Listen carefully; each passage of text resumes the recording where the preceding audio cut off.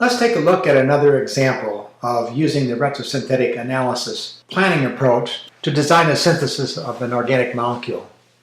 Take a look at this target.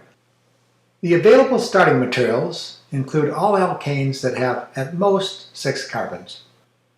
And step 1 is to consider the functional groups that you need to make. Let's take a look, and then let's take a second look. Our initial look says, well, there's a hydroxyl group here. This is an alcohol. It's a tertiary alcohol. And then, hey, there's a hydroxyl group here. It's an alcohol all over again. So it is. It is a diol. But look at this. It's a special diol. We really need to notice that this is a 1,2 diol, and this whole group of atoms is what we need to make in this target. And furthermore, that there is a trans relationship between the 2 hydroxyl groups. So we need to make a 1,2 diol that has a trans relationship on a cyclic sing. And now we really do understand the functional groups in the molecule. The second thing we need to do is count the number of carbon atoms that the target molecule has. So this has 6 carbon atoms. And then thirdly, we'll consider the molecules that we have available as starting materials in relationship to both the functional groups we have and, in particular, the number of carbons in the target molecule. Well, we can start with alkanes, no functional groups, that have at most 6 carbons. We don't have to make any carbon-carbon bonds because, conveniently, we could start with a 6-carbon compound. And usually, if we don't have to make carbon-carbon bonds, we won't do it. So, having run through those first 3 things we think about, we apply our retrosynthetic design approach and ask ourselves, what precursor could this transdiol come from? As you think about your ways to make compounds, you've thought about ways to make alcohols, but in particular, you've got a special category for ways to make diols, and you know that you can control the stereochemistry. So an alkene precursor should come to mind immediately. And then we need to figure out, how could we make this alkene?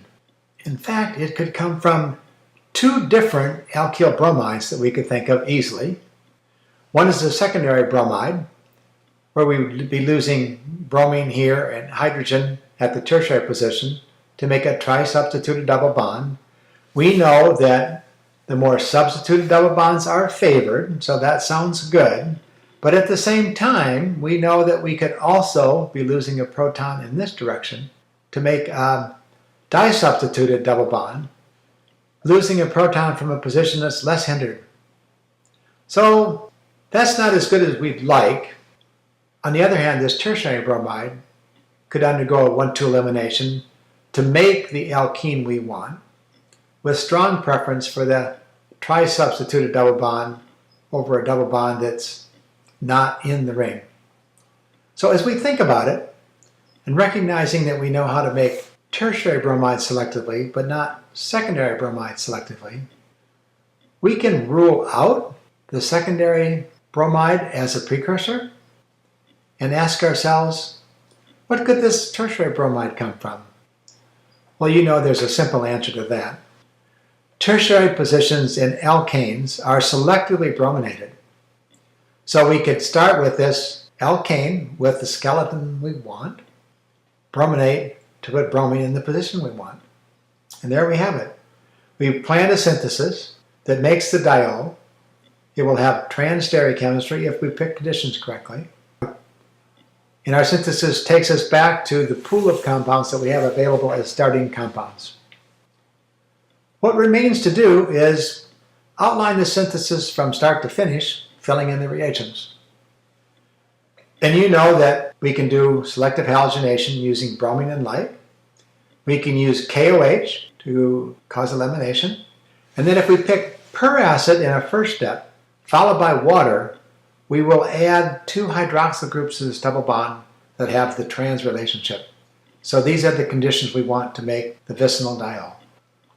And there you have it. We did our retrosynthetic planning to figure out what steps we would use, which precursors were the best ones, and then we outlined the synthesis from start to finish filling in the reagents and any special conditions we might need.